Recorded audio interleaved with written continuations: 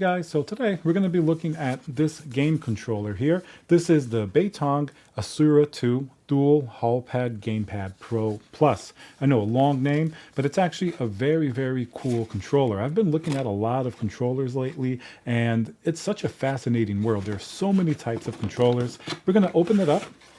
That's basically how it comes there. It's nicely wrapped. I took these out previously. These are just little protectors for the joysticks and shipping and things like that. And then we take it out of the little bag. And then this is going to be the controller itself. Really nice design. I personally love when it's like a gold and a black design. Looks really nice. So let me take you through some of the features on this controller. And you can hear it already.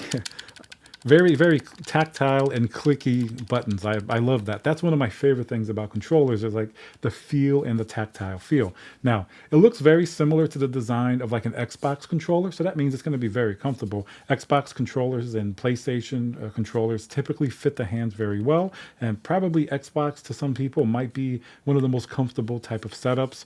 You can see it's structured pretty similarly. You have your D-pad here. This is the traditional Xbox layout as well, not the PlayStation layout, which the thumbstick would be down here. And then you have the button up here, which would typically be like the Xbox button, or like if you're in Steam, it's going to open up big picture mode. This does have an additional button that an Xbox button won't have, and that's the turbo button. So this is when the controller is a little bit modded in and of itself, like, from the factory. So it can do certain things that a turbo button would do, like, rapid fire and all of those things for people interested in that. Some controllers are modded, and, you can't always use them online, so most of the time it's just for like fun play or something like that, but it does have these features, which is definitely a really nice option. And now let's hear a word from our sponsor, VIP-CDKdeals.com, a Windows Pro CD key. Add to cart, you put in code CC20. This will also work on Windows 11. You want to go into your settings in Windows, change and adjust your CD key, click activate, and now let's go back to the video. And then as we go further down, you'll see the D-pad. It's a typical D-pad. Feels pretty good. It's not as tactile as the button, but feels very nice. And then as we go further, the buttons that you heard, very tactile, almost like a mouse click for the buttons. So that's really great. As we move up, you'll see here we have the USB-C charging, and it does come with a charging cable right in the box here. This is the charging cable. It's just USB-C to USB-A, very standard. And it is a rechargeable controller. So as you can see here, there's basically, there's you don't need batteries like a regular Xbox controller. It already comes with built-in batteries that you can recharge with the cable itself. As we continue going up, you're going to have the bumpers. Very nice tactile feel. These are going to be typical bumpers. Maybe not as loud as an Xbox one, so a very smooth bumper. I really like it.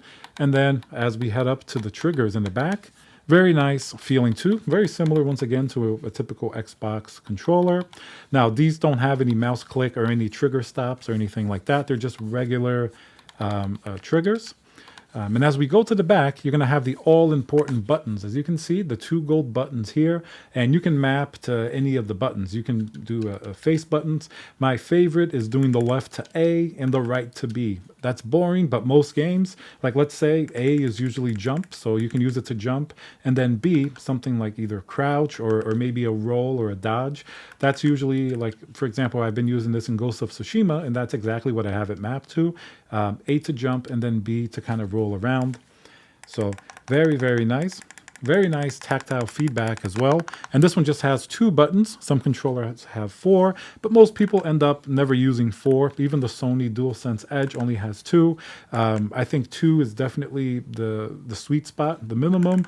4 is good as well, but sometimes it makes it for a little bit more of a clunky, back of the controller unless it's done really well. But 2 at least is, fantastic. Very nice.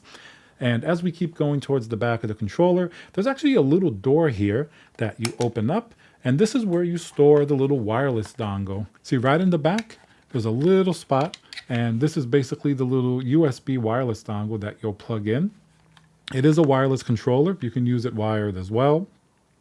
They also do have an app where you can customize it, and obviously where you can map the buttons. You can do that on the fly as well with the button combinations.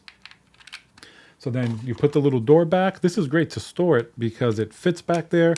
And let's say if you're going to travel or store the controller, you won't end up losing the little small USB thing. And also in the box, obviously, you're going to get the manual that gives you all the information. It also has the Hall effect triggers.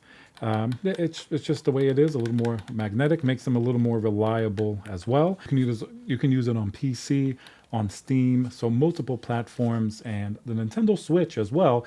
This does have 6-axis motion gyro control, something that a lot of people use on the Nintendo Switch. Not very many controllers actually have. It's something you know you're going to use. I think the Asura 2 Pro may just really fit the bill. Because of really that axis control, the gyro as people call it. So that's going to be very, very important. Wirelessly, that's very, very fast. You're not going to have any latency with this when you're using the little dongle. Obviously, it's much better latency than you would get with something like Bluetooth or something like that on a traditional Xbox controller. So on that end of the spectrum, very, very nice. And then it has everything else you would expect on a controller like this, such as the rumble or the vibration. Obviously, it's adjustable in game if you want to turn it off or anything like that. So overall, a really great controller. It's not too expensive. My favorite part, definitely these mechanical buttons. I think they're rated for something like 5 million clicks. So even if you're playing a very long time, these are going to be highly, highly resilient, highly effective, going to last a very long time. Just an overall very nicely done controller. Very attractive. I love the design. Everything's very tactile and clicky.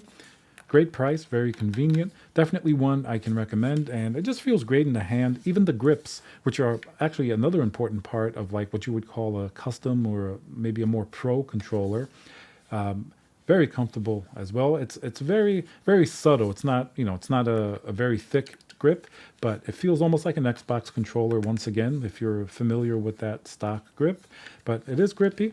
It's not going to slide out of your hand or anything like that. The front is a little smoother, but then in the back, you have these little a little pattern there that helps you grip the controller, and it just feels really nice in your hand. And if you've heard me clicking throughout the video, I just love clicking these buttons. Very, very nice. The bumper, face buttons, even the joysticks, these Hall effect 6, very, very nice.